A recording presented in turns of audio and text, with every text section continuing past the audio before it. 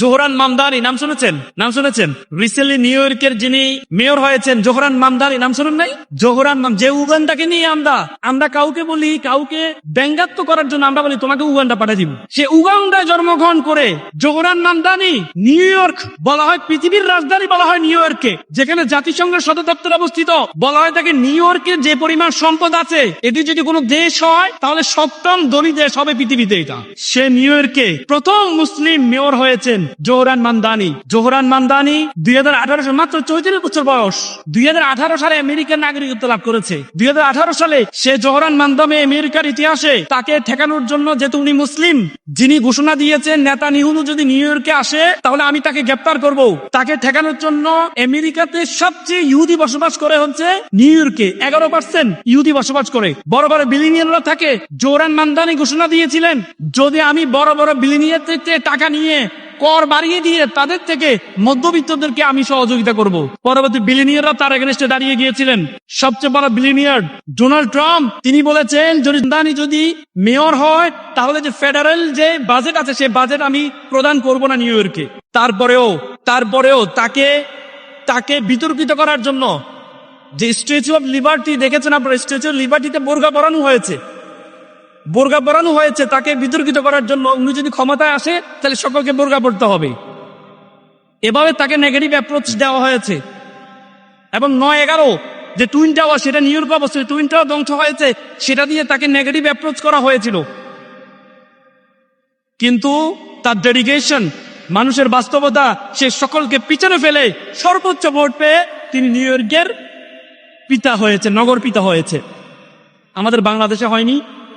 বাংলাদেশের ডাকসুর বিজিকে ঠেকানোর জন্য পদ্মাশীল যারা পর্দা করে ছবি দিয়েছে তাদের ছবিকে ব্যঙ্গাত্ম করা হয়েছে।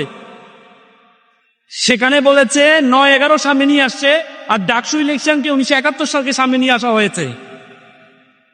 জোহরান মামদানিকে বলেছে তুমি ইহুদিদের কথা বলবা না, আর ডাকসু বিবি যারা নির্বাচন করেছে তাদেরকে বলেছে তুমি ভারতের বিরুদ্ধে কথা বলবা না।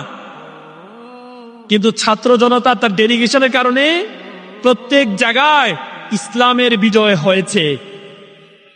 3টি কারণে এই বিজয়টা হয়েছে। 3টি কারণে। একটি কারণ হচ্ছে আল্লাহ তাআলা কোরআনে বলেছে ওয়াল্লাইসা লিল ইনসানু ইল্লা মা সা, মানুষ ততটুকুই পাবে যতটুকু সে চেষ্টা করবে। জোহরান মামদানি চেষ্টা করেছে, চিন্তা করে নাই তার বাড়ি কোথায়, কোথায় বংশোদ্ভূত, চিন্তা করে নাই। সে চিন্তা করে নাই তার বাড়ি চিরিবন্দর, এটি চিন্তা করে নাই। সে চিন্তা করে নাই তার বাড়ি উত্তরবঙ্গের দিনাজপুরের চিরিবন্দর, চিন্তা করে নাই। সে চিন্তা করেছে আমি নির্বাচনে দাঁড়িয়েছি, আমাকে এগিয়ে যেতে হবে, পিছনে কি সামনে কি আমি কোনো কিছু তাকাবো না। কারণ আল্লাহ কোরআনে বলেছে ওয়াল্লাইসা লিল ইনসানু ইল্লা মা সা, মানুষ ততটুকুই পায় যতটুকু সে চেষ্টা করে। আজকে শিক্ষার্থীরা, এখান থেকে তোমাদের শিক্ষা নিতে হবে, চেষ্টা করতে হবে। তুমি চেষ্টা করলেই তুমি সফলতায় যেতে পারবা।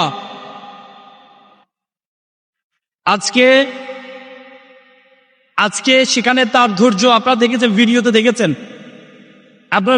দেখেছেন মনে হয় সে দাঁড়িয়ে দাঁড়িয়ে মানুষকে ক্যাম্পেইন করছে, মানুষ তাকে দূরে সরিয়ে দিচ্ছে, সে ক্যাম্পেইন করছে দূরে সরিয়ে দিচ্ছে, কিন্তু সে এটা পরোয়া করে নাই। কারণ তার মাথার মধ্যে আল্লাহর কোরআন আছে। আল্লাহ কোরআন আছে ফাইন্না মাল উসরি ইউসরা, নিশ্চয় দুঃখের পরে কি আছে, সুখ আছে। তুমি ধৈর্য, ইন্নাল্লাহ মা'আস সাবিরিন, তুমি ধৈর্য ধরো, তোমার সফলতা আসবেই। তিনি যে ধৈর্য ধরেছেন, কাজ করেছেন, কাজ করে উনি উনার সফলতা অর্জন করেছেন।